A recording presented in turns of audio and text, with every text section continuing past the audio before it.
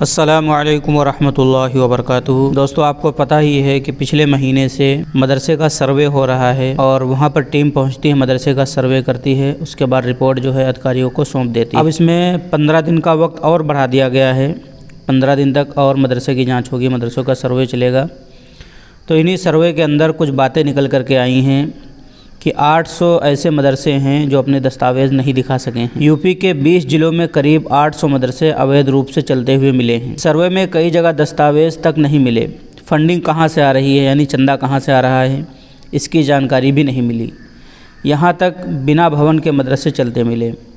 अल्पसंख्यक कल्याण विभाग के मंत्री धर्मपाल सिंह ने मदरसों की जाँच के समय सीमा बढ़ाते हुए 20 अक्टूबर तक कर दिया है। 15 नवंबर तक डीएम को रिपोर्ट भेजने के निर्देश दिए गए हैं। जांच टीम को अलग अलग ज़िलों में अलग अलग तरीके की खामियां मदरसों की जांच में सामने आई हैं।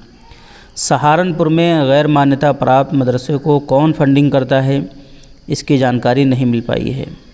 ऐसे 9 मदरसों को फ़ंड रोकने के तत्काल आदेश दे दिए गए हैं। दोस्तों, आपको मैं मुख्तसर सी लिस्ट बता देता हूँ कि किन ज़िलों के अंदर कितने मदरसे जो हैं अवैध पाए गए हैं, यानी अपने कागजात वगैरह नहीं दिखा सके हैं।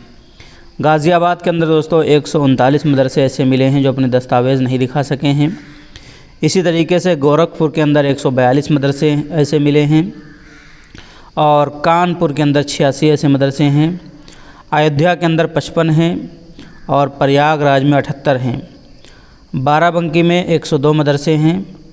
पीलीभीत में 25 हैं, मुरादाबाद में 175 हैं, देवबंद सहारनपुर के क्षेत्र में 100 हैं और आगरा में 10 हैं। ये ऐसी लिस्ट है कि ये लोग अपने कागज़ वगैरह नहीं दिखा सके हैं, दस्तावेज़ नहीं दिखा सके हैं कि फ़ंडिंग कहाँ से आ रही है। ऐसे ज़िलों के मदरसों की लिस्ट है कि जो लोग अपने कागजात नहीं दिखा सके हैं। हालांकि कुछ मदरसे ऐसे हैं, ज़्यादातर ऐसे हैं जो मान्यता प्राप्त हैं, उन्होंने फुल दस्तावेज़ दिखा दिए हैं। लेकिन कुछ ऐसे हैं जो तकरीबन 800 की तादाद बताई जा रही है यूपी में कि उनके ऊपर अब ख़तरा मंडला रहा है। तो दोस्तों, आपकी इस बारे में क्या राय है, हमें कमेंट करके ज़रूर बताएं। अस्सलाम वालेकुम रहमतुल्लाहि व बरकातुहू।